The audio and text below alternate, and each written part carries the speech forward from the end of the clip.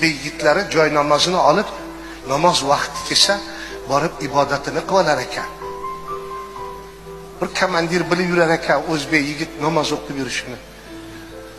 Har xil askarlar bilan do'st edi. Dinda do'stlashuv bor. Gruzin, arman, rus, moldovan, ukrain, belaruslar bilan xizmat qiladi. Namoz vaqti kelsa yo'q bo'lib qoladi, borib namozini o'qib kelib turaveradi. Juda odobli o'zbek yigiti. Komandir bilar ekanda bir kuni kalaka qilmoqchi bo'ldi. Qo'liga kalit berib o'zbek yigitni bor, ana mashinani debdi. Minib ana yoqqa borib qo'yasan debdi. O'zbek yigiti mashina haydashni bilmas ekan. O'rtoq komandir, men mashina haydashni bilmayman. Desa sen namoz o'qiysan-ku, Alloh bilan gaplashasan, yo'q bo'lib qolasan. Alloh bilan gaplashasan-ku. Alloh senga kuch-quvvat beradi. Mashinani haydab ketaverasan.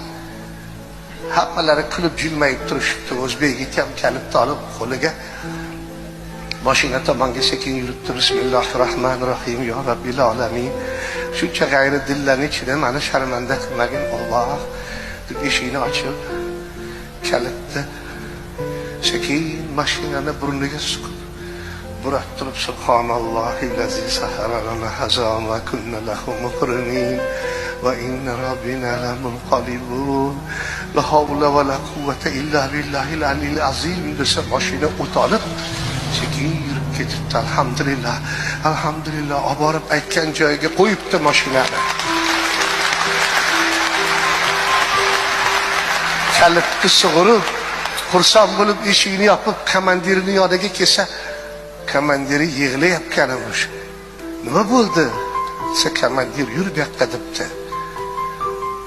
Yonidagi askar soldatlar bilan birga kelib mashinani kapotini og'zini ochsa motor yo'q emish.